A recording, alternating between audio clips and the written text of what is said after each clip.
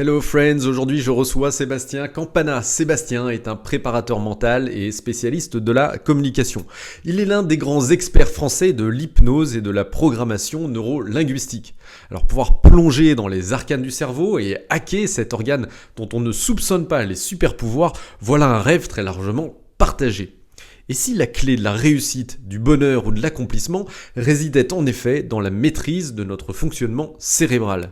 C'est la question à laquelle on essaie de répondre dans cet épisode. Vous y découvrirez pourquoi il est important d'ouvrir la fenêtre de votre chambre le matin, comment les skippers parviennent à s'endormir sur commande, comment débusquer vos croyances limitantes et passer par-dessus, ou pourquoi l'affection paternelle peut vous condamner à rester toute votre vie un éternel deuxième, jamais sur la première marche du podium. Mais avant de lancer ma conversation avec Sébastien Campana, une petite question. Vous aimez Sabre Clair, mais avez-vous laissé une note ou un commentaire sympa sur votre plateforme d'écoute? Vous le savez, c'est notre seul moyen de faire connaître ce podcast au plus grand nombre. Et puis, je vous avoue que chacun de vos commentaires me fait toujours super plaisir. Alors si c'est pas déjà fait, abonnez-vous, laissez une note et un commentaire. Et surtout, n'oubliez pas de mener votre vie sabre clair.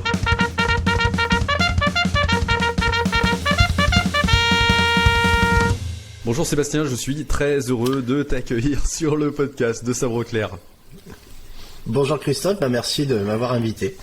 Alors, peut-être deux mots pour commencer. Est-ce que ça t'ennuierait de te présenter et présenter un petit peu les disciplines sur lesquelles tu travailles, juste en quelques mots, et puis on aura l'occasion de revenir sur pas mal de concepts que tu risques d'évoquer là tout de suite de manière un petit peu rapide. D'accord, eh bien donc je suis Sébastien Campana, je suis formateur en technique de communication et j'interviens maintenant, je travaille sur ce sujet-là depuis plus de 30 ans, on se fait un petit peu vieux, mais j'ai eu la chance de commencer très jeune par des formations en PNL, puisque ma mère était enseignante en PNL et que je faisais rentrer dans la salle un bonhomme qui s'appelle John Grinder. J'allais le chercher à son hôtel, je le faisais rentrer dans la salle, je faisais signer les feuilles de présence des personnes qui étaient là, et puis comme j'avais rien d'autre à faire, j'écoutais. Et puis ça m'a bien plu. J'écoutais ce personnage qui était assez impressionnant et qui m'a aussi appris plein de trucs, parce que du coup on déjeunait avec lui et quand il me parlait, je me suis rendu compte que ce qu'il me disait, comme par exemple tu verras, peut-être que ça t'intéressera et que tu mettras en pratique directement même sans t'en rendre compte. Je me suis rendu compte après que c'était peut-être déjà des suggestions hypnotiques qui ont bien pris, puisque finalement j'en ai fait mon métier. Voilà, donc je suis une personne plutôt atypique, j'ai une formation pluridisciplinaire, j'ai suivi des formations en psychologie, en droit, j'ai eu une carrière militaire pendant quelques temps, puisque à l'époque du service militaire je suis rentré dans l'armée de l'air.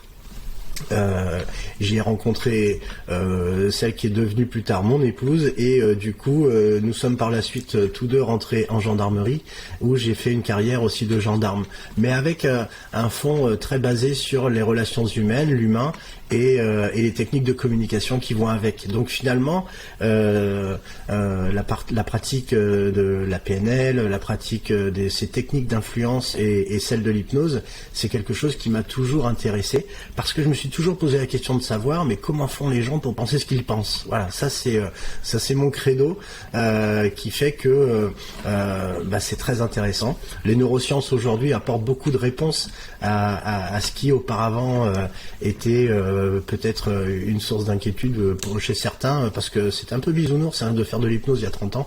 C'était un peu au rayon ésotérisme que j'allais chercher les livres sur l'hypnose, et aujourd'hui c'est très très sérieux. Donc il y a une multitude d'études qui démontrent cette efficacité de l'hypnose. Alors en quittant la gendarmerie, je me suis installé à mon compte. J'ai commencé d'abord par faire de l'hypnothérapie, j'ai reçu des personnes en cabinet. Et puis j'ai donné des formations, forcément je suis revenu à mes premiers amours, puisque mes premières formations je les ai données, j'avais 17 ans, et je continue à en donner. J'ai bientôt 50 ans, j'ai 2 enfants, et voilà, ma petite présentation. Très bien, écoute, merci beaucoup. Alors tu parles de deux choses qui à mon avis sont pas forcément hyper claires pour tout le monde. Tu parles de PNL et tu parles d'hypnose. Est-ce que tu pourrais nous expliquer quelles sont les similarités et les différences entre les deux ? D'accord. Eh bien... et ce que veut dire d'ailleurs PNL. Ouais. Si je commence peut-être par l'hypnose, parce que l'hypnose c'est plus connu du public, même si aujourd'hui il y a une grande confusion qui résiste encore aux croyances populaires qui font que quand on parle de Mesmer, aujourd'hui on voit un Canadien sur scène qui fait des spectacles extraordinaires et qui a un pouvoir quasiment magique. Et en plus, quand il en parle lui-même, il utilise du magnétisme et il dit utiliser aussi de la PNL. Donc je vais expliquer ce que c'est.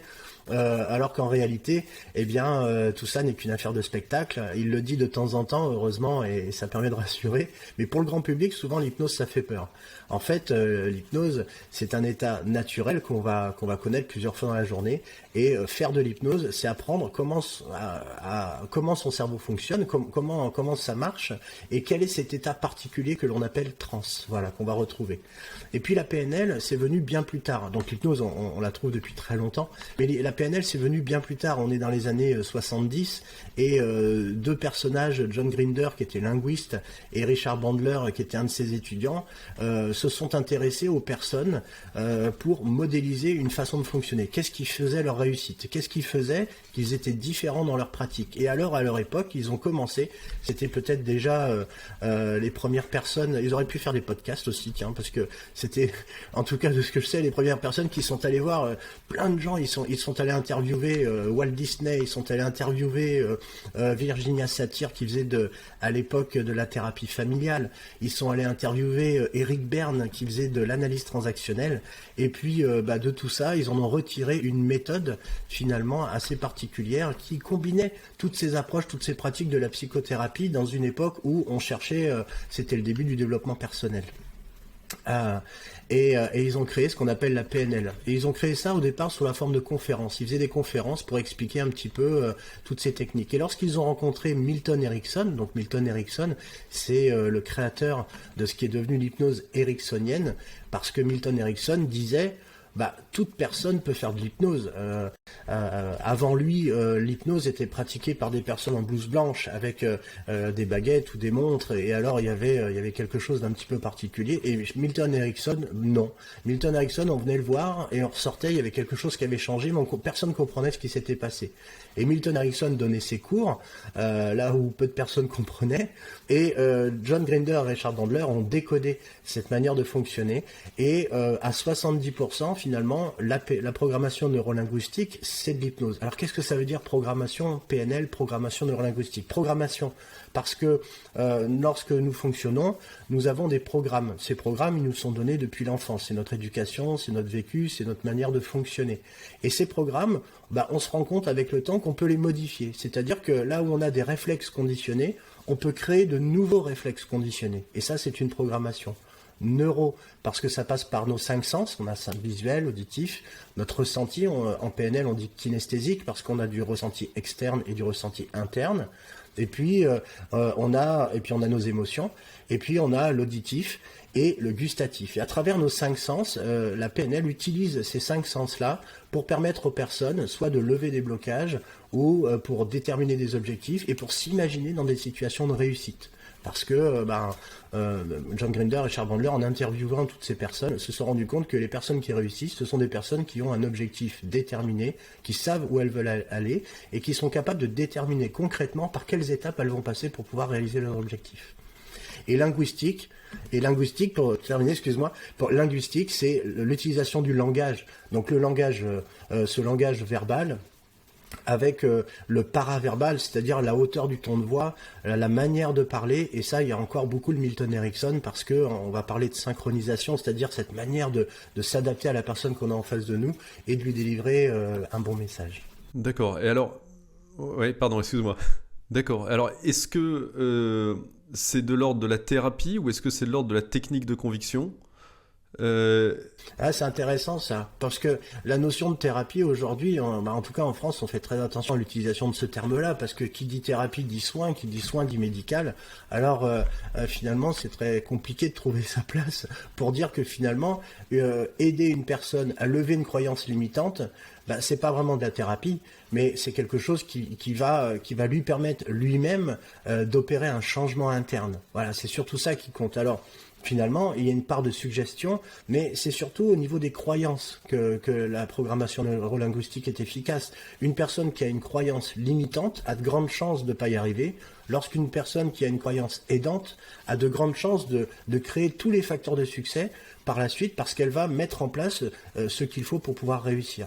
Et ça, c'est une question de boussole interne. Il y a des gens qui sont orientés réussite, il y en a d'autres qui sont orientés dans l'échec, avec certaines personnes qui parfois même se sabotent. Alors ouais, c'est ce qu'on entend souvent, c'est-à-dire que on a notre cerveau conscient qui veut aller dans une certaine direction, qui veut réussir telle ou telle chose, mais on a toutes ces croyances limitantes ou ces programmes internes, comme tu les appelais, qui finalement font exactement l'opposé de ce que notre moi conscient souhaite faire. Alors j'ai reçu il y a quelques jours David Val, qui est fondateur de Scientia et donc qui travaille dans le monde de l'éducation, et qui expliquait que l'une des croyances limitantes les plus répandues dans son secteur, c'était le fait d'être nul en maths. Et il disait que c'était d'ailleurs quasiment à titre de gloire, malheureusement pour beaucoup, de dire ouais mais moi je suis nul en maths. Quels sont les autres types de croyances limitantes que tu croises le plus ou sur lesquelles tu travailles le plus fréquemment ?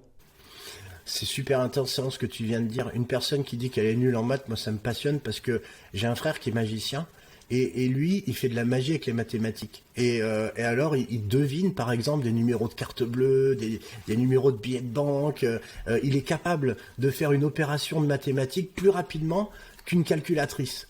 Et moi je le connais, c'est mon frère, je sais qu'il a pas fait d'études de maths, et je lui dis mais comment tu fais ça, et il me dit en fait c'est vrai que l'amour des mathématiques c'est quelque chose qu'on a tous les deux, on a un père qui est ingénieur en mathématiques, peut-être que ça a une influence, mais finalement peut-être que à un certain moment donné dans notre éducation on a pu rencontrer des professeurs, des maîtresses d'école qui elles-mêmes n'étaient pas forcément douées en mathématiques et qui nous a pas facilité la tâche.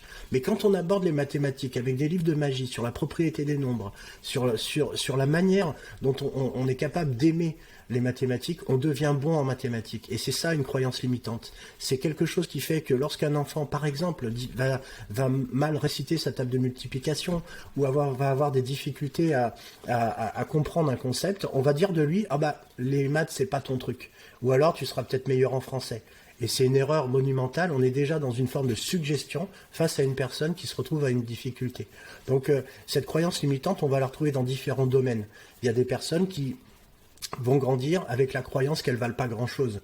Il y a des personnes qui vont grandir avec l'obligation parentale d'être très poli, d'être très respectueux, de toujours correspondre à ce qu'on attend d'elles, à la norme. Et le jour où elles ont fini leurs études, tant qu'elles sont à des postes de subordonnés, ça se passe très bien. Et le jour où elles doivent accéder à des postes de responsabilité, de manager, elles n'y arrivent plus parce qu'elles ont une sorte de limite mentale qui les empêche d'aller plus loin. Et ça, c'est difficile. D'autres formes de croyances limitantes que j'ai pu rencontrer chez certains sportifs de haut niveau, dont un en tennis, qui lui n'arrivait pas à finir. C'était l'éternel Poulidor, c'est-à-dire qu'il arrivait en finale, c'était très bien, mais dès qu'il se retrouvait face à une tête de série qui était pour lui un de ses héros, il n'arrivait pas à gagner contre lui parce que c'était quelque chose d'interne, et cette croyance limitante, donc, elle est parfois inconsciente, on s'en rend pas compte. Il a fallu explorer avec lui dans son histoire de vie, dans son passé, que finalement son entraîneur qui était son père, c'était une personne envers qui il pouvait pas être meilleur, c'était son autorité. Voilà. Donc voilà, donc toute l'utilité de ces techniques d'hypnose, de PNL, permettent vraiment d'aider les personnes à s'imaginer en train de réussir quelque chose et à mettre en place tous les outils techniques par la suite qui vont leur permettre d'aller vers cette réalisation-là. Concrètement, on est tous prisonniers d'un certain nombre de croyances limitantes, parce que tu répondais par avance à la question que j'avais de savoir si voilà, elles étaient inconscientes ou conscientes, ces croyances limitantes. Mais est-ce qu'on en a tous, et comment on fait pour les détecter et du coup pour pouvoir les combattre ? Bah, ça c'est une bonne question, parce que est-ce qu'une croyance limitante est finalement limitante, ou est-ce qu'une croyance limitante nous permet de prendre du recul avant d'aller dans l'action ? Voilà. C'est plutôt comme ça qu'il faut pouvoir se poser la question. Parce que si on considère qu'une croyance limitante nous empêche de faire quelque chose, bah, qu'est-ce qu'on a à faire vu qu'on n'arrive pas à avancer ? Bah, c'est réfléchir, c'est faire une sorte d'introspection et peut-être discuter avec cette croyance limitante en lui demandant « Mais qu'est-ce que tu veux au final ? Qu'est-ce que tu veux de positif envers moi ? C'est comme quelqu'un qui hésiterait à sauter d'un pont, alors que finalement elle se rend compte qu'elle n'a pas encore attaché son harnais ou qu'elle n'a pas son parachute. Peut-être qu'une croyance limitante, ça peut être utile dans certains cas. Et si notre cerveau a prévu naturellement d'avoir des croyances limitantes, alors faisons-en quelque chose. Pour lever une croyance limitante, la première chose à faire, c'est d'aller chercher deux choses, son intention positive et ou sa fonction utile. Et une fois qu'on fait ça, on peut peut-être lever une croyance limitante. Mais on en a besoin parce que une personne qui est en roue libre et qui n'aurait pas de croyance limitante, qui n'aurait pas de limite, elle serait capable de se jeter dans le vide pour faire n'importe quoi. Donc une croyance limitante, c'est utile. Et elle va nous... Ouais. D'accord, donc ça veut dire qu'il y a il y a des croyances limitantes qui sont de l'ordre de la biologie. On retrouve probablement un certain nombre de biais cognitifs. Par exemple, l'aversion à la perte, qui fait que, en gros, entre la perspective d'un gain ou la perspective d'une perte, la perspective d'une perte pèse 2 fois plus fort que la perspective d'un gain. Donc ça, on peut imaginer qu'effectivement, ça fait partie des croyances limitantes biologiques qui s'appliquent un peu à tout le monde et qui évitent effectivement de se jeter dans le vide de manière inconsidérée. Mais on a également un certain nombre de croyances limitantes qui viennent probablement de notre génétique pour certaines, de notre éducation pour d'autres, et puis des histoires qu'on se raconte sur soi-même, des rencontres qu'on a pu faire, etc. Et ça, pour le coup, elles sont artificielles, entre guillemets. C'est le sentiment que j'en ai. Donc, est-ce qu'elles ont forcément un aspect positif ? Ça paraît pas évident. Ah, c'est pas évident, mais une croyance limitante va permettre à un individu de grandir en développant des capacités qu'il n'aurait pas eues s'il n'avait pas eu ces croyances limitantes. Certaines personnes vont devenir très douées dans les études parce que certaines croyances limitantes leur empêchant d'être atypiques ou autonomes ou de faire différemment va faire qu'elles vont se plonger dedans. D'autres, au contraire, vont survivre à leur enfance en étant extrêmement soumis à l'autorité et ce faisant, comme c'est un fonctionnement de réussite à un moment donné de leur vie, ils se rendent pas compte que finalement le cerveau va généraliser cette expérience et arriver à l'âge adulte, arriver dans des situations de stress, elles vont reproduire ce qu'elles ont vécu dans leur enfance. Et c'est ce qu'on appelle des mécanismes inconscients, ce sont des schémas répétitifs de vie que les gens vont vivre. Et c'est pour ça que certaines personnes se trouvent dans des situations où elles se disent j'y arriverai jamais, c'est pas mon truc, je sais pas pourquoi, il y a quelque chose qui m'empêche de... peut-être que dans leur enfance, dans leur vécu, le fait de ne pas l'avoir fait, le fait d'avoir fait différemment, leur a permis de survivre à la situation. D'accord, ok. Alors concrètement, ça se passe comment une séance de PNL ? Alors, une séance d'accompagnement en PNL ou en hypnose, on va d'abord explorer la thématique. Qu'est-ce qui fait que la personne est là aujourd'hui ? Qu'est-ce qui fait qu'elle veut venir ? Et on a deux possibilités. On a soit une personne qui veut atteindre un objectif, et dans ce cas-là, on va travailler autour de cette détermination de l'objectif en faisant ce qu'on appelle une anamnèse, c'est un recueil d'informations. Soit on va partir d'une problématique. Je viens vous voir parce que je n'arrive pas à prendre la parole en public. Je viens vous voir parce que à chaque fois que je passe cet examen-là, je me plante alors que j'ai tout et je me retrouve devant le jury, j'ai une page blanche, je ne sais pas pourquoi. Donc soit la personne elle a un objectif à réaliser, soit elle a une problématique et elle ne sait pas pourquoi elle n'arrive pas à avancer. Voilà. Et donc, on va pouvoir utiliser des outils de la PNL ou dans certaines situations, des outils de l'hypnose pour permettre à la personne de prendre du recul par rapport à la situation et voir ça un petit peu d'un œil extérieur. Essayer de jouer cette partie qui serait observateur d'une situation de manière la plus objective possible. Quels sont les plus gros changements que tu as pu observer chez un, je sais pas si on dit un client, un patient ou un cobaye ?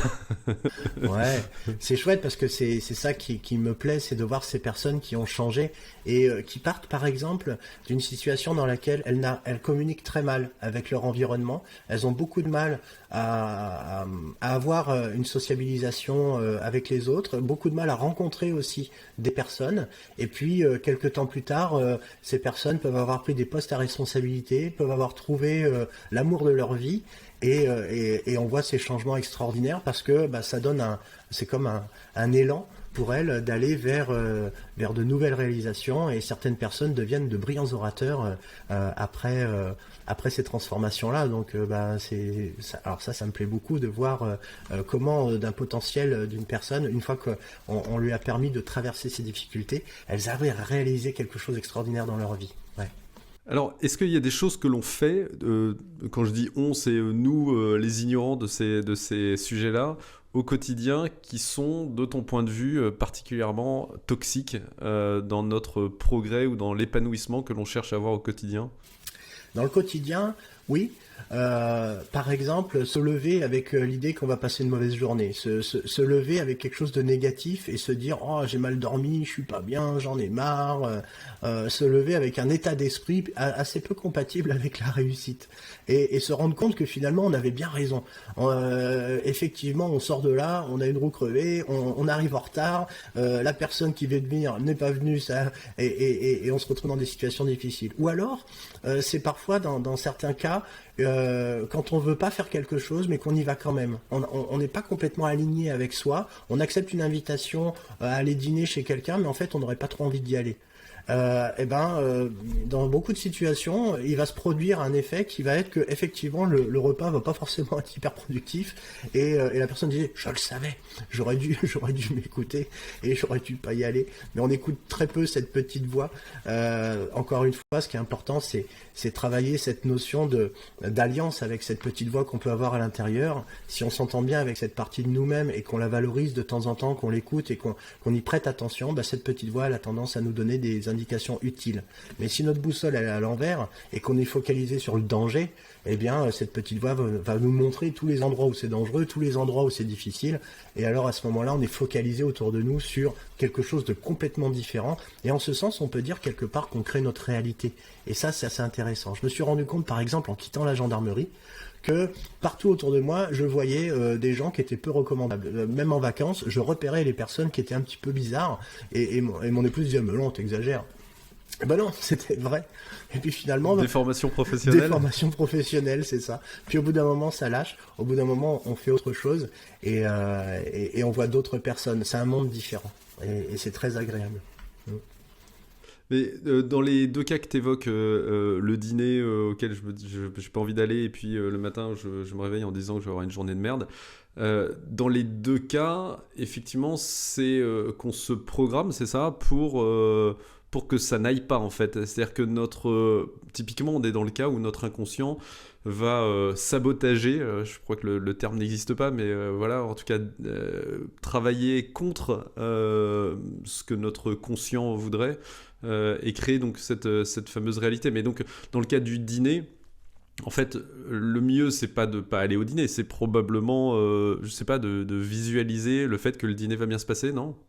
Ouais, ça peut être ça peut être aussi qu'est-ce qui fait que j'ai une réticence à aller à ce dîner. Est-ce qu'il n'y a pas quelque chose en lien avec la relation interpersonnelle, humaine, avec les personnes que je vais voir? Est-ce que j'ai quelque chose qui m'empêche de parler, d'être complètement moi-même et qu'il faudrait peut-être que je travaille en fait? On dit souvent, il n'y a pas de changement sans souffrance, et finalement, si on considère que la souffrance, c'est juste un signal, ça nous évite de faire en sorte que ce signal devienne tellement important que ça finit par devenir une somatisation. Certaines personnes tombent malades, vont avoir de grosses difficultés à avancer dans la vie parce que cette somatisation, elle prend le pas sur la partie qui devrait s'écouter en se disant attends, faut que je me pose, je prenne du recul, peut-être qu'il faut que je ralentisse, peut-être qu'il faut que je sois dans une situation différente de ma vie et il faut se poser cette question-là. On observe souvent un impact physique de l'état d'esprit dans lequel on est. Ça peut nous rendre malades, ça peut nous tuer. Est-ce que ça peut tuer l'impact physique ? Est-ce que le fait d'être dans un mauvais état d'esprit, tu vois, et pour le coup d'être dans une atmosphère toxique dans sa tête, ça peut avoir des répercussions sur notre santé jusqu'à nous rendre malades, voire plus, quoi. Oui, il y a des études qui montrent, pour des personnes qui sont par exemple retenues en otage, que l'espoir fait vivre. C'est-à-dire qu'une personne qui perd l'espoir, une personne qui perd toute notion de pouvoir se dire qu'elle va avancer, eh bien, on peut observer que ses défenses immunitaires baissent. Et du coup, c'est important de pouvoir être accompagné dans ces moments-là, de pouvoir faire en sorte de trouver une porte de sortie à une problématique et de pas rester englué dans quelque chose qui nous tire vers le bas. parce que sinon on met en place des réflexes archaïques de survie, d'autodéfense mentale, en étant très attentif à ce qui pourrait nous faire du mal, à ce qui pourrait nous tuer, à ce qui pourrait nous rendre malades, et on voit à quel point cette spirale devient problématique pour les gens qui de plus en plus vont de plus en plus mal en fait. Voilà.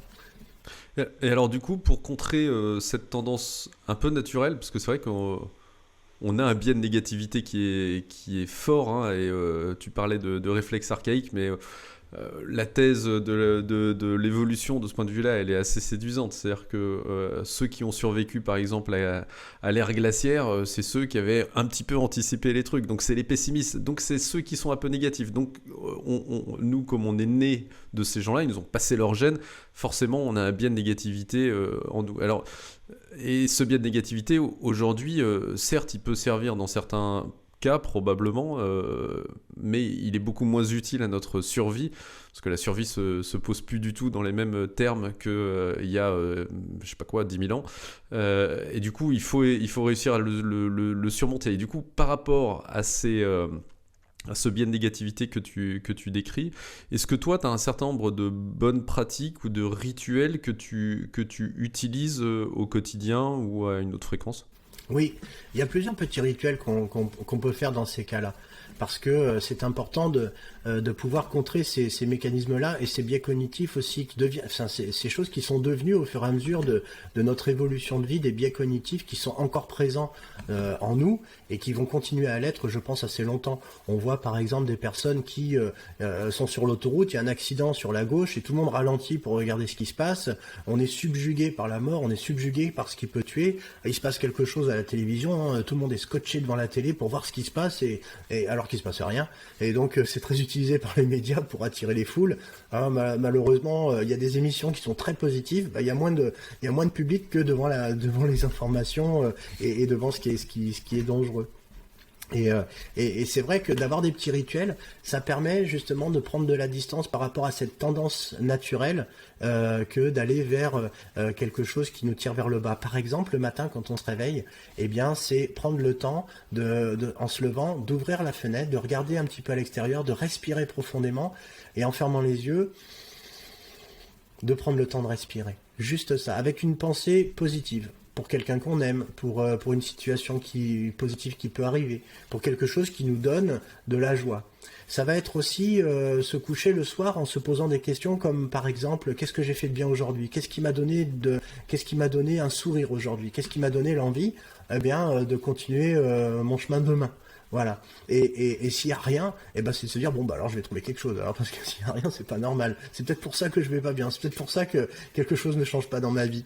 Et c'est ça en fait. Cultiver du positif, c'est pas vivre dans un monde de bisounours. C'est de se dire que si on n'a pas de projet, si on n'est pas porté vers la réalisation de quelque chose ou d'avancer de manière positive, alors on ne sert plus à rien. On sait que c'est la fonction qui crée l'organe, et on le voit pour les personnes âgées avec ce qui se passe malheureusement dans les EHPAD. Eh bien, il y a à côté de ça des endroits où des personnes âgées vivent en collectivité. Elles cultivent un potager, elles font à manger, elles reçoivent des gens, ou alors elles sont au contact des enfants dans les écoles et les cantines. Ces personnes-là sont en bien meilleure santé que les autres qui décrépissent très rapidement finalement, malheureusement. Oui, d'accord. Ouais.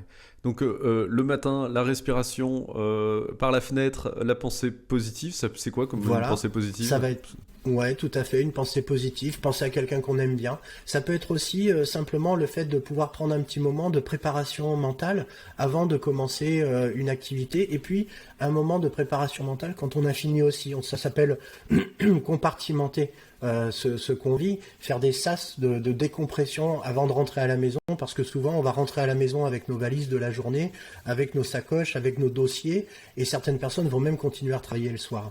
Donc au moment de rentrer, juste avant de passer la porte, c'est vraiment prendre le temps de poser les valises et prendre le temps de rentrer, profiter de sa famille, profiter des interactions sociales qui sont différentes, parce que sinon on continue de se polluer avec ce qui s'est passé dans la journée. Et on pense à quoi alors? Enfin, tu vois, on pense à un truc cool qui va se passer dans la journée, par exemple, ou pour le matin, ou simplement à une personne qu'on aime, ouais, le matin, ouais, ou le soir en rentrant, tu vois. Ah, le matin, c'est un peu symbolique, hein, mais c'est l'idée de, je regarde par la fenêtre, j'ai quelque chose qui me plaît, qui attire mon regard, qui attire mon œil, une couleur, une lumière, un oiseau, n'importe quoi. Et à ce moment-là, je ferme les yeux. J'inspire ça comme si c'était une ressource énergétique, et puis dans la journée, je vais penser à une personne que j'aime, et je vais penser à cette personne-là pour lui envoyer. Voilà, c'est cultiver ces choses-là qui sont positives. D'accord.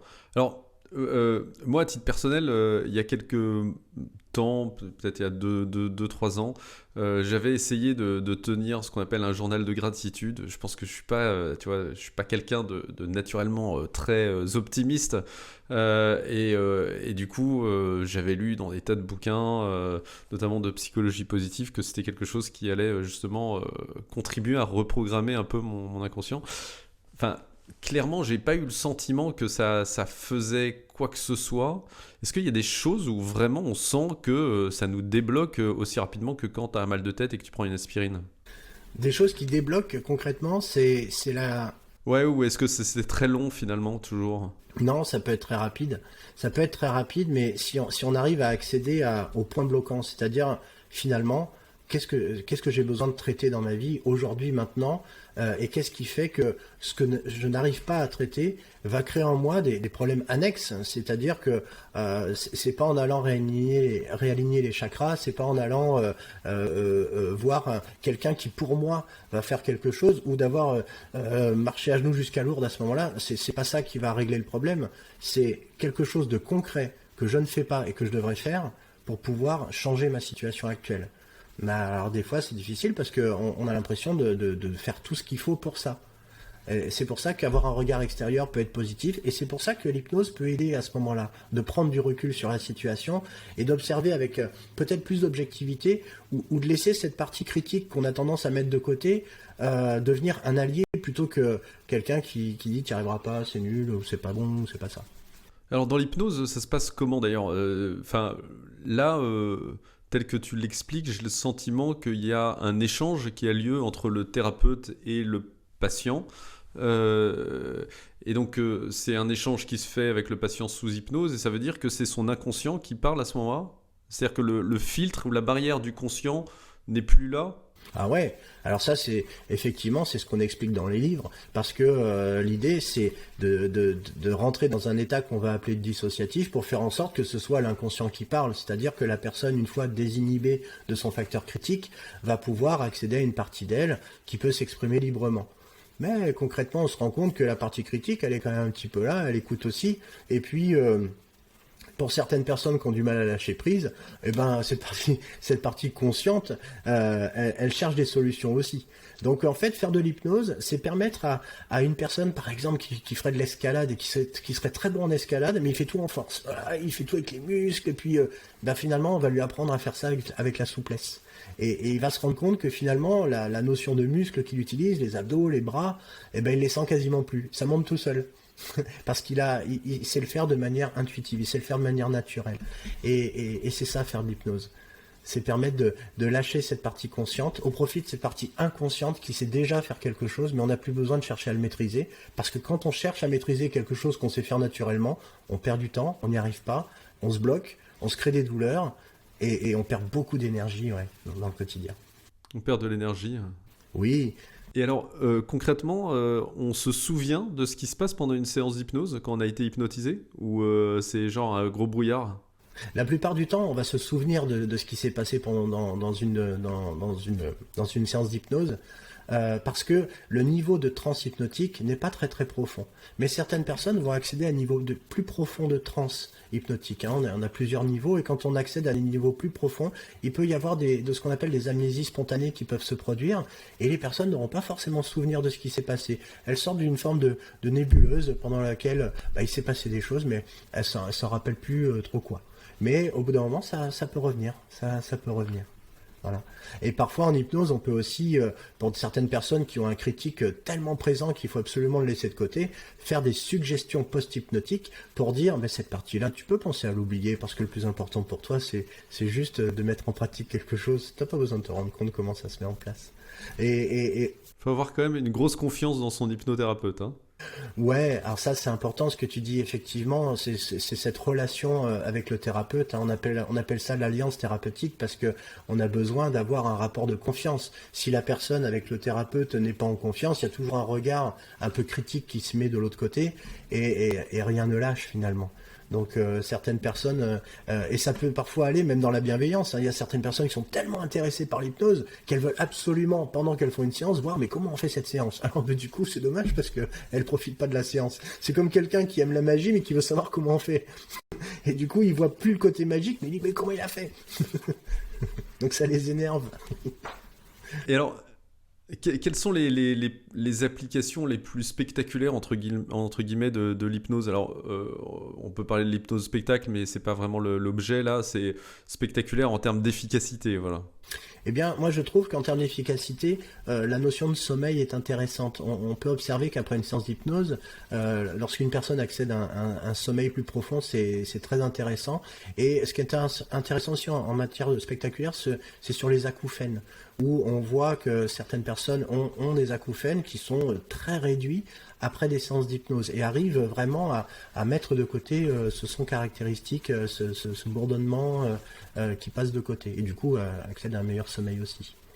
Voilà, donc sur les acouphènes, mais ça va être aussi des séances d'hypnose sur la cigarette, sur la prise de poids, sur ces incapacités de pouvoir aller de l'avant, de pouvoir prendre la parole en public, de réussir des examens. Voilà, ça c'est assez extraordinaire parce qu'on est vraiment dans de l'ordre de 2 à 3 séances en fait, et en 2-3 séances, il y a déjà des changements qui s'opèrent chez les personnes. Alors, ça ne veut pas dire qu'elles auront tout réglé dans leur vie, parce que derrière, ce qui va être intéressant, c'est de se poser la question de savoir, mais comment ne pas reproduire mon schéma de vie, mon scénario de vie répétitif, pour aller vers quelque chose qui va changer. Mais sur l'instant, après une séance d'hypnose, eh bien, une personne, se sent en capacité et comme elle le fait, eh bien, ça lève la croyance limitante. Il n'y a plus de croyance limitante puisqu'elle vient de le faire. Et comme elle le fait sous hypnose, dans sa tête, en visualisation, on sait que l'on voit quelque chose à l'extérieur ou que l'on voit quelque chose en nous, finalement, c'est les mêmes aires cérébrales. Donc, pour le cerveau, c'est la même chose. Que l'on imagine ou qu'on le voit, c'est pareil. Donc c'est basé là-dessus. D'ailleurs, j'en profite pour dire, ne regardez pas les films d'horreur, parce que finalement, c'est pas bon pour le cerveau du tout, et certaines personnes sont tellement passionnées par ça, mais quand elles viennent me voir, elles sont pleines d'angoisse, et je dis, mais alors changez de chaîne, parce que c'est pas possible, écoutez, changez de chaîne, regardez autre chose, regardez des films qui finissent bien, regardez des dessins animés, des choses qui portent en elles même des valeurs, et qui créent une émotion positive interne, plutôt que de l'angoisse et du stress. On a vu beaucoup de personnes, par exemple, qui viennent pour des phobies. Voilà, l'hypnose est bien adaptée aux phobies, mais une personne qui vient avec la peur des clowns, qu'est-ce qui se passe avec la peur des clowns? Beaucoup ont été traumatisés par ce fameux film de Stephen King qu'ils ont pu voir ou qu'ils ont pu lire, et ont une vision d'un clown qui est terrible. Alors, on parle également pas mal d'auto-hypnose. C'est le même principe de fonctionnement, et est-ce que finalement, est-ce qu'il est accessible? Les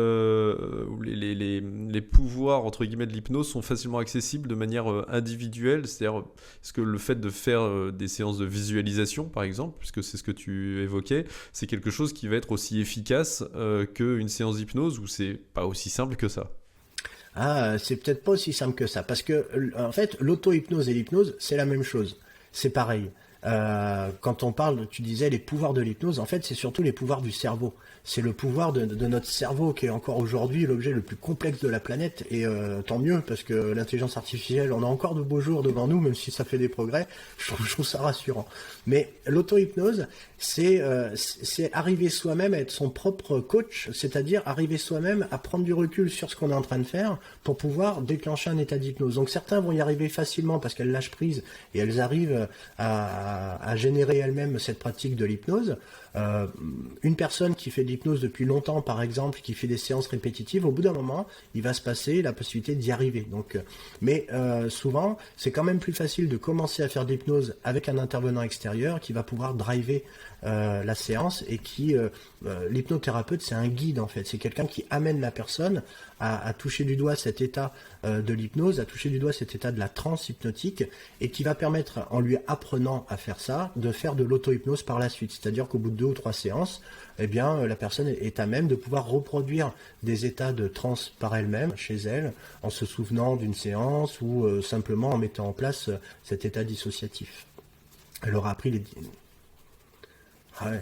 Ça veut dire quoi lâcher prise? Parce que tu vois, alors pour le coup, je te raconte un peu ma life aussi, j'avais interviewé Raphaël Rodriguez dans le premier épisode que j'ai eu, qui est un directeur de recherche à l'Institut Curie. Donc a priori pas, en tout cas pas un charlatan, ça c'est sûr. C'est-à-dire que plutôt un esprit scientifique. Et donc quand lui m'avait dit qu'il était capable de récupérer l'équivalent de 6 heures de sommeil en 20 minutes grâce au training autogène de Schulz, forcément ça m'a intéressé. Donc j'ai compris qu'en fait c'était ni plus ni moins que l'auto-hypnose, c'est une méthode d'auto-hypnose. Alors on t'explique bien que tu n'y arrives pas du jour au lendemain, mais tu vois, j'ai dû essayer pendant, 3 mois, 20 minutes tous les jours à peu près. Bon bah clairement je comprends toujours pas, enfin tu vois, il y a normalement l'un des moyens de savoir si tu y parviens, c'est que tu es capable de faire changer la température de ta main. Moi clairement ça a jamais fonctionné, et ce terme lâcher prise, je comprends même pas à quel état mental il doit correspondre. C'est pour ça que ça se travaille et que c'est pas évident, et on rejoint ce qu'on disait tout à l'heure sur la notion de conditionnement. C'est-à-dire que quand on grandit avec cette réussite basée sur le fait de maîtriser, de pas lâcher, d'être conscient de ce qu'il y a autour de nous, c'est très difficile d'accéder à cet état qu'on appelle le lâcher prise, ce qui est paradoxal, parce que plus on lâche prise, plus on a de contrôle. Alors c'est difficile d'expliquer ça, mais quand on rentre dans un état d'hypnose, on a une sensation extraordinaire de pouvoir percevoir plusieurs choses en même temps. Là où notre conscient, lui, il fait certaines choses en même temps, mais il n'a pas autant de stimuli que notre inconscient, qui lui est sensible à tout ce qui se passe autour de lui. Donc c'est très particulier. Et puis sur cette notion du sommeil, cette notion de récupération du sommeil, il y a un travail spécifique effectivement qu'on va faire en hypnose. J'en ai fait avec certains skippers qui dormaient par phase de 20 minutes et qui ont cette capacité effectivement en fait de pouvoir rentrer dans un sommeil plus profond, plus rapidement. Donc ça c'est intéressant. C'est-à-dire que si ton conscient, lui, il a une idée de ce qu'est le sommeil, ton conscient il a une idée de ce qu'est de s'endormir, ton corps, lui, il sait le faire sans cerveau, il n'a pas besoin de toi pour ça. Ton cœur, il va sans que tu aies besoin d'y penser. Quand tu t'endors, eh bien tu te souviens pas du moment exact où tu t'es endormi. Quand tu as une chanson dans la tête et qu'elle part difficilement, tu te souviens pas du moment exact où la chanson elle est partie.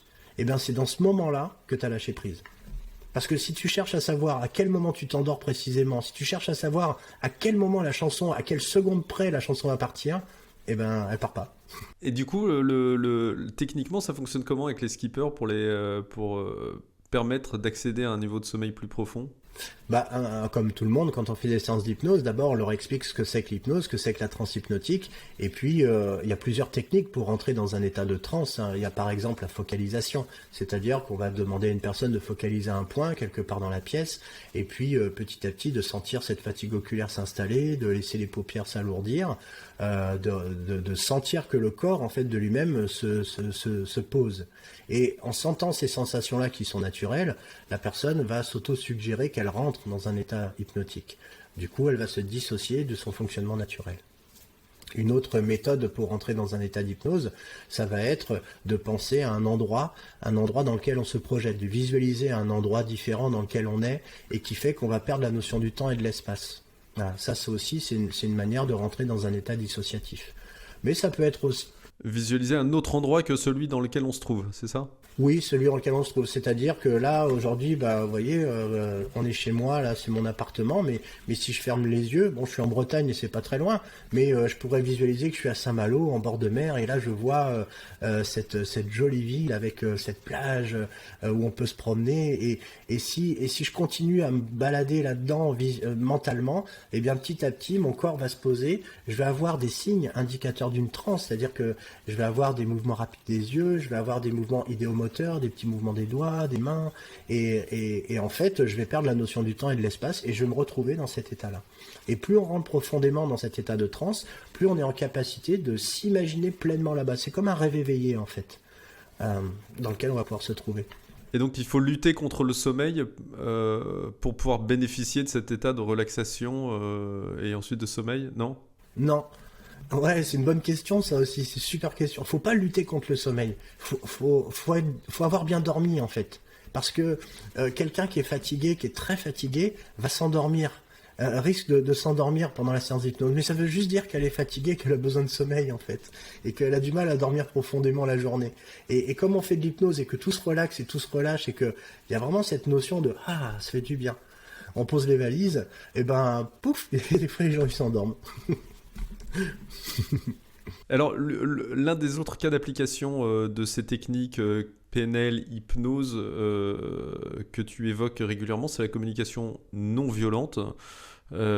C'est quoi le lien entre les deux ou entre les trois? C'est-à-dire que tu hypnotises les gens avec lesquels tu parles pour d'un seul coup faire tomber leur niveau de violence, ou est-ce que c'est un peu différent quand même? Là, ça va être différent. Si on parle de communication non violente, ce sont des techniques particulières de communication. Hein. Il y a ce livre de Marshall Rosenberg qui est très bien, où il explique bien ce qu'on va trouver à l'intérieur. Les mots sont des fenêtres ou bien ce sont des murs. Et puis, donc, ce sont des techniques. Mais là où la PNL, l'hypnose, va apporter un petit plus, c'est sur le non-verbal. Parce que ça, le non-verbal, c'est pas quelque chose que l'on maîtrise a priori. Quand on est sous le coup d'une émotion, on maîtrise pas son non-verbal. Donc je préfère la communication non violente. On sait qu'il y a 4 étapes, par exemple, qu'on peut utiliser dans la communication non violente: observation, sentiment, besoin, demande. Mais si mon non-verbal exprime quelque chose qui dit je te déteste, je t'aime pas et tu m'énerves et tu me voilà, et ben forcément même en utilisant la communication non violente, en face la personne elle va dire oula, je me sens agressé par ta communication non violente. Et oui. Donc faire de l'hypnose à ce moment-là, c'est permettre à une personne de mieux maîtriser son non-verbal a priori.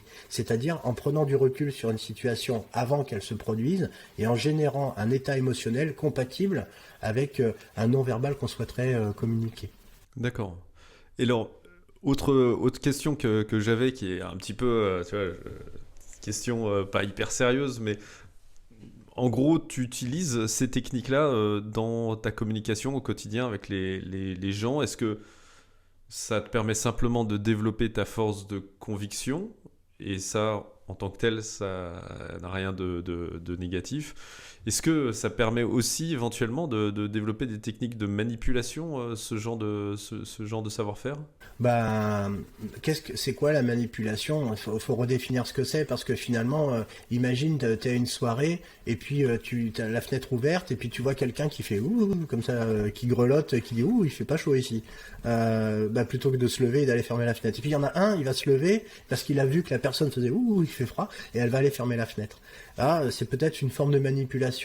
Et dans la communication, on sait que finalement tout est manipulation, parce que la communication, c'est une boucle d'influence mutuelle, nous disait Robert Dilts, dans laquelle finalement, lorsqu'une personne parle, une personne perçoit un message avec un non-verbal, elle l'interprète et elle va envoyer un message avec un non-verbal qui lui aussi va être interprété, et finalement on parle de méta-message où les gens se répondent. Donc oui, il peut y avoir de la manipulation, mais au quotidien, si tu me poses la question de savoir si finalement j'utilise ces techniques, oui, je me suis rendu compte que j'utilise ces techniques un petit peu tout le temps, parce que c'est pas sous la forme d'une manipulation, mais bien communiquer avec quelqu'un, ça demande quand même de développer ce qu'on appelle l'écoute active.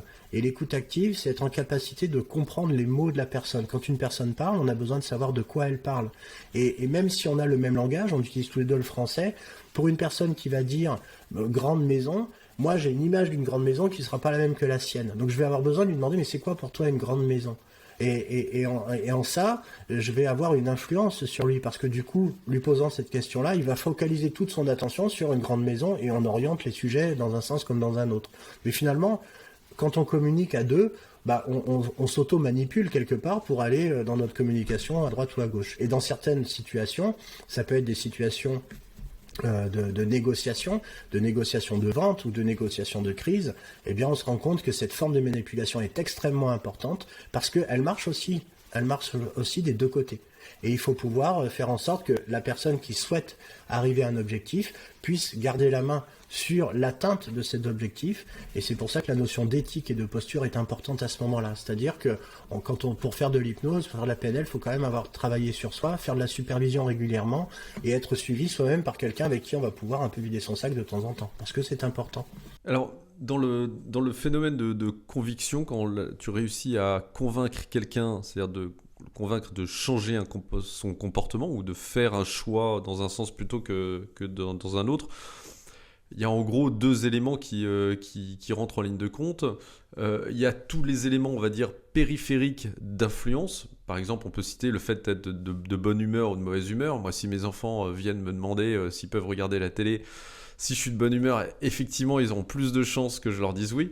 Donc ça, c'est un élément périphérique. Puis il y a les éléments que j'appellerais d'ordre système 2, c'est-à-dire réflexion consciente, active, qui fait qu'on va chercher à déterminer le meilleur comportement pour soi. Et donc on va être beaucoup moins influençable, à mon sens, lorsqu'on est sur des questions importantes, sur des questions qui demandent de la réflexion et sur lesquelles on va se prendre la tête entre les mains. Est-ce que dans le cas de ces questions importantes où les éléments périphériques sont donc moins importants, ou en tout cas on va y prêter moins attention, est-ce que la PNL, l'hypnose permettent quand même d'avoir un impact et une influence significative? Est-ce que tu auras un exemple? Bah, par exemple, j'ai un investissement à faire et donc j'ai par exemple deux fournisseurs qui viennent chacun me présenter leur solution. Les deux ont essayé ou essayent ou pratiquent un certain nombre de techniques qui visent à m'influencer dans mon choix. Moi, ça engage un peu le gabarit, cet investissement, et du coup, je vais regarder de la manière la plus rationnelle possible. Je vais mettre les plus et les moins dans deux colonnes, tu vois, enfin ce genre de truc. Et donc, tout ce qu'ils pourront faire, tu vois, tu vois, il y a un truc, par exemple, qui est un peu naze, mais que l'on voit encore beaucoup, c'est si le vendeur est une vendeuse et qu'en plus elle est mignonne, et que l'acheteur est un homme sensible au charme féminin, eh bien, on sait que ça va avoir une influence parfois très significative sur la décision qu'il va prendre, tu vois. Mais si on fait abstraction de ces trucs-là que j'appelle périphériques, quand tu cherches à convaincre quelqu'un sur quelque chose qui est important pour lui et sur lequel il va avoir une démarche rationnelle, est-ce que l'hypnose, la PNL peuvent quand même, si tu veux, influencer, quoi? Oui, c'est une influence à différents niveaux, mais la première, c'est vis-à-vis de soi-même. C'est-à-dire que quand tu disais si je suis de bonne humeur ou pas de bonne humeur, mais on peut aller même plus loin. C'est-à-dire, est-ce que j'ai une vision de moi-même qui va dans l'ordre de la réussite ou de l'échec? Et ça, on n'en a pas forcément conscience. Ce qui fait que notre décision, qui pourtant est très rationnelle, va nous faire choisir la personne qui va nous faire aller dans le mur. Mais ça, c'est pas pourquoi. Donc il faut travailler en amont aussi cette partie-là de soi. Est-ce que je suis branché sur de la réussite ou est-ce que je suis branché sur de l'échec? Est-ce que je crois en moi ou est-ce que je crois pas en moi? Est-ce que j'ai la sensation que dans tous les cas je vais me faire avoir et que tous les gens autour de moi sont des manipulateurs et risquent de me faire faire des choses, et je me rends pas compte que systématiquement j'attire à moi ces personnes-là avec qui je vais faire affaire. Donc c'est déjà avoir une vision de soi différente de la réussite. Tu donnais l'exemple des enfants qui vont demander la télé. Peut-être tu remarqueras que quand tu es de mauvaise humeur, ils vont moins te demander à regarder la télé que quand tu es de bonne humeur. C'est-à-dire que eux-mêmes, ils ont une notion naturelle de ce qui est approprié, de ce qui ne l'est pas. Et cette forme de manipulation, entre guillemets, il faut la prendre de manière positive, parce que c'est important aussi d'accepter que à travers nos biais cognitifs, pour pouvoir s'en extraire, la meilleure solution, finalement, c'est de faire une intelligence collective, c'est d'être à plusieurs, d'avoir la possibilité de multiplier les canaux d'information et d'avoir dans son équipe des rêveurs, d'avoir dans son équipe des critiques, d'avoir dans son équipe des réalisateurs. Et lorsqu'on a ces différents éléments pour pouvoir faire de la réflexion, on arrive nous-mêmes à nous extraire de notre orientation, notre boussole interne qui nous fait aller dans le mur ou qui nous fait aller vers la réussite, et en tirant les autres vers le haut si possible. Oui, d'accord. Et alors, toi, si tu conseilles, admettons, une entreprise ou un individu qui souhaite vendre son produit ou se vendre auprès d'une entreprise ou d'une autre personne, au-delà des aspects, encore une fois, un petit peu gadget, on a cité de l'apparence, on sait que l'apparence, c'est incroyablement important, enfin, qu'on est très conditionné par l'apparence physique. Mais au-delà donc de ces aspects un peu gadget, c'est pas forcément le bon terme, mais plus anecdotique, est-ce qu'il y a un certain nombre de conseils que toi tu es en mesure d'apporter pour maximiser mes chances de convaincre un acheteur? Oui, parce que ce qui est important quand on va en entreprise, se rendre compte que les gens sont passionnés par leurs produits, sont passionnés par leurs techniques, sont passionnés et sont convaincus de l'utilité de ça. Ils vont chercher à convaincre les autres de leurs produits, de leurs techniques et de l'utilité de ça. En fait, ce qui va vraiment privilégier le bon rapport, c'est de s'intéresser aux personnes à qui on va parler, s'intéresser à qu'est-ce qui, eux, les motive dans leur quotidien et en quoi ce qu'on va leur vendre est positif pour eux. Qu'est-ce que ça va leur apporter qu'ils n'ont pas aujourd'hui et en quoi ça pourrait être utile. Voilà, c'est surtout ça, ces questions-là. Donc c'est s'adapter aussi ce qu'on appelle en PNL le modèle du monde, c'est-à-dire la manière dont la personne se représente le monde, comment elle appréhende ce qu'elle a autour d'elle et de s'y adapter. Il y a un langage, il y a une façon de parler, il y a un paraverbal et puis il y a aussi tous les intérêts que peuvent avoir les gens. Donc c'est pour ça que souvent les gens vont commencer en présentant un produit. Voilà, je vous présente ce produit-là, avant de commencer par une vision de ce que voudrait la personne. Et quand on est capable d'avoir la vision de ce que voudrait la personne et qu'on lui en parle, alors à ce moment-là, la personne est intéressée. Parce qu'on lui parle d'elle, c'est important, et on lui apporte une solution qu'elle n'avait pas ou à laquelle elle n'avait pas pensé. D'accord, ok. Bon, écoute, c'est top. On a couvert pas mal de terrain, non ? Ouais. Est-ce qu'il y a quelque chose que tu souhaitais ajouter à ce stade ou on en reste là ? Bah, moi j'ai envie d'en profiter pour dire que l'espoir fait vivre, et l'espoir c'est pas quelque chose qui sort de nulle part, ça se travaille, ça se conditionne. On grandit avec des éducations, nos parents essaient de faire au mieux la plupart du temps, et ils font pas que des bonnes choses. Donc l'idée c'est de pas de leur en vouloir, c'est de pouvoir se dire finalement, si je considère qu'évoluer, c'est prendre conscience de ce qui me fait souffrir, et modifier en moi quelque chose qui va me permettre d'être meilleur, à ce moment-là j'aurai réussi quelque chose. Et je vais pouvoir transmettre à mes enfants aussi ma part d'évolution. Donc l'hypnose peut en faire partie, la PNL en fait partie, mais d'une manière globale, tout ce qui nous tire vers le haut va en faire partie aussi. Donc soyons positifs, réalistes et agissons, parce que c'est dans l'action aussi qu'on va pouvoir voir ce qui s'améliore. Soyons dans l'action. Écoute, c'est top. J'aurais plein d'autres questions à te poser là, parce que quand tu dis la souffrance c'est quoi ? C'est le truc Ah oui, qui, étymologiquement, la souffrance, c'est un signal. C'est un signal. J'ai chaud, j'ai froid. Si j'ai pas de sensation de souffrance, je meurs, je suis en danger de mort. Certaines personnes ont ces pathologies où elles sentent plus le bout des doigts, où elles sentent plus le chaud ni le froid, elles se mettent en danger. La souffrance, c'est de se dire, tiens, je suis pas bien dans cette situation-là, mais je continue quand même. Je suis pas bien dans mon entreprise dans laquelle je me trouve, mais je continue quand même. Et j'écoute pas ces signaux. Et certaines personnes vont jusqu'à de l'épuisement professionnel, voire du burn-out, parce qu'elles n'écoutent pas des signaux qui grandissent. Donc plutôt que de se dire ou de prendre un médicament parce que j'ai froid, j'ai faim, j'ai ci, j'ai ça, c'est de se poser la question, c'est qu'est-ce que je voudrais en fait ? Qu'est-ce qui serait important pour moi aujourd'hui de développer que j'ai pas encore fait ? Vers quoi je veux aller ? C'est quoi mon rêve en fait en étant ici là maintenant ? Écoute, c'est une incroyablement bonne question pour finir.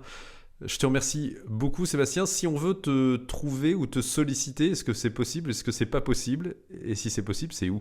Ah oui, bah oui, c'est possible, on peut me trouver. Alors moi, je suis souvent sur Rennes, mais je me déplace un petit peu partout parce que je vais intervenir aussi bien pour des groupes d'entreprises, mais j'interviens aussi pour des administrations.